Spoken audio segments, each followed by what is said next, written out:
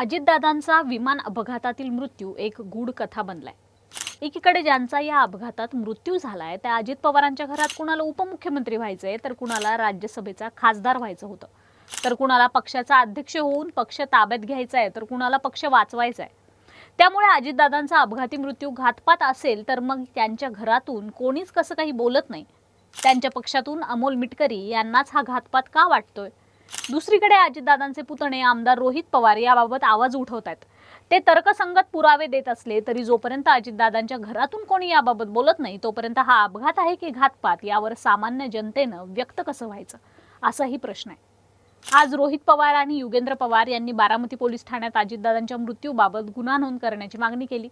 काल त्यांनी मुंबईत मरीन ड्राईव्ह ठाण्यात जाऊन तेच करून पाहिलं। तिथे पोलीस आयुक्त प्रवीण मुंडे आणि त्यांच्यात शाब्दिक चकमक देखील झाली।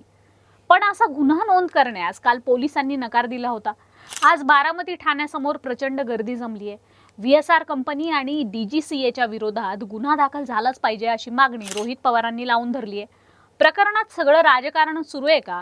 अजितदादांच्या अपघाताबद्दल त्यांच्याच घरात कोणालाच काही देणं घेणं नाहीये का?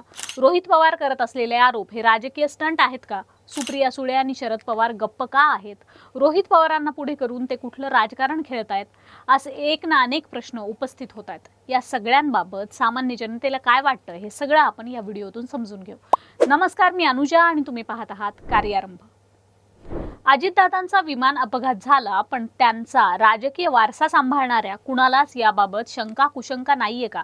कारण 28 जानेवारीला अपघात झाला त्याच दिवशी पश्चिम बंगालच्या मुख्यमंत्री ममता बॅनर्जी यांनी हा अपघात नसून घातपात आहे असं म्हटलं। पण त्याच दिवशी शरद पवार पुढे आले आणि त्यांनी हा अपघातच असून कोणीही या घटनेचं राजकारण करू नये असं म्हणत सर्वच चर्चांना पूर्णविराम दिला। पण त्यानंतर अमोल मिटकरी आणि रोहित पवार यांनी या अपघातावर अनेक प्रश्न उपस्थित केले। मुंबईत घेतलेल्या पत्रकार परिषदेत ते म्हणाले, एखाद्या व्यक्तीला संपवायचं असेल तर आधी त्याच्या ड्रायव्हरला संपवा, अशी मोसादची नीती आहे। अजितदादांच्या बाबतीत देखील त्यांनी हीच भीती व्यक्त केली। अजितदादांच्या विमानात मर्यादेपेक्षा जास्त इंधन का भरलं? विमानात इंधनाचे कॅन ठेवून स्फोट घडवण्याचा प्रयत्न झालाय का? संबंधित पायलट सुसाईड बॉम्बर होता का? VSR कंपनीच्या अनेक गैरकारभारावर त्यांनी बोट ठेवलंय।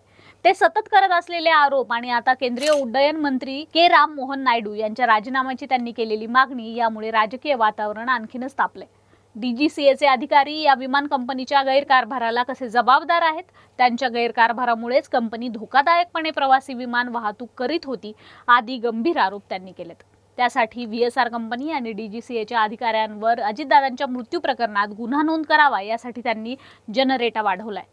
आज बारामतीत शेकडो कार्यकर्ते आणि वकिलांची फौज घेऊन ते ठाण्यासमोर बसलेत, पण तरीही पोलिसांनी गुन्हा दाखल केला नाही। काल मरीन ड्राईव्ह पोलीस ठाण्यात दिलेला अर्ज CID कडे वर्ग करण्यात आलाय। आज बारामतीत बोलताना रोहित पवार म्हणाले, राज्यात कबूतर चोरी गेल्याचा गुन्हा दाखल होतो, पण अजितदादांच्या संशयास्पद मृत्यू प्रकरणात गुन्हा दाखल होत नाही। पोलिसांवर प्रचंड दबाव आहे। आम्ही सर्व कायदे, सर्वोच्च न्यायालयाचे निर्णय सांगितले तरीही पोलीस गुन्हा नोंद करून घेत नाहीत। बारामती पोलिसांचे हात कोणीतरी बांधले आहेत असा दावा त्यांनी केलाय। DGCAने VSR कंपनीच्या विमान उड्डाणावर आता कारवाई केली आहे। जर विमानात तांत्रिक दोष होता तर मग तेच विमान अजितदादांना का दिलं? तांत्रिक तपास होतोय मात्र गुन्हेगारी स्वरूपाचा होत नाही असं का? असा सवाल देखील रोहित पवार यांनी उपस्थित केलाय। या प्रकरणात CID असो की CBI यांनी फौजदारी गुन्हा नोंद केलाच पाहिजे अशी मागणी त्यांनी केली आहे। हे झालं रोहित पवार यांचं। पण अजितदादांचा राजकीय वारसा चालवणाऱ्या उपमुख्यमंत्री सुनेत्रा पवार, पार्थ पवार आणि जय पवार याबाबत गप्पा आहेत। फक्त एकदा जय पवार यांनी इंस्टाग्रामला स्टोरी अपलोड केली होती, त्यांनी संशय व्यक्त केला होता, त्यानंतर ते पुन्हा कधीच या विषयावर बोलले नाहीत। एकीकडे अजितदादांच्या अपघाती मृत्यूबाबत बारामती आणि काही गावं बंद राहतात, पण या दरम्यान देखील पार्थ पवार, जय पवार किंवा सुनेत्रा पवार काहीच बोलत नाहीत। रोहित पवार वारंवार केंद्रीय मंत्र्यांकडे बोट दाखवत आहेत, पण भाजपसोबत सरकारमध्ये उपमुख्यमंत्री म्हणून बसलेल्या सुनेत्रा पवार यावर काहीच बोलत नाहीत।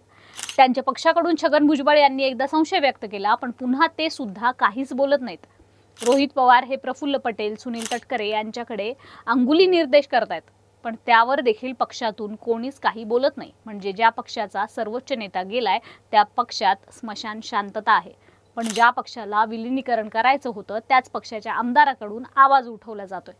विशेष हे की खासदार सुप्रिया सुळे अनेकदा माझा दादा असा उल्लेख अजितदादांचा करत असतात, पण त्यांनी देखील अजितदादांच्या अपघाती मृत्यूबद्दल कुठलाच संशय व्यक्त केलेला नाही।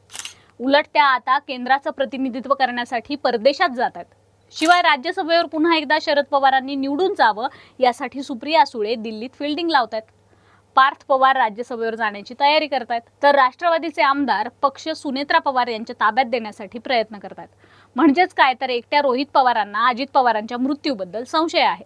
आता त्यांनी युगेंद्र पवारांना सोबत घेतले, पण प्रश्न शेवटी तोच आहे. अजित पवारांच्या अपघाती मृत्यूबद्दल सुनेत्रा पवार, पार्थ पवार, जय पवार, सुप्रिया सुळे, शरद पवार यांना संशय नाहीये का? रोहित पवारांकडून जे सुरू आहे तो एक राजकीय स्टंटबाजीचा प्रकार आहे का? सरकारमधील मंत्री यात खरंच सहभागी आहेत का? नसतील तर मग FIR दाखल करून घ्यायला अडचण काय? कर नाही तर डर कशाला? तुमची मतं आम्हाला कमेंट बॉक्समध्ये नक्की सांगा. कार्यारंभवर नवे असाल तर सबस्क्राईब करा, व्हिडिओला लाईक आणि शेअर करा. कार्यारंभच्या फेसबुक आणि इन्स्टा पेजला फॉलो करा. धन्यवाद.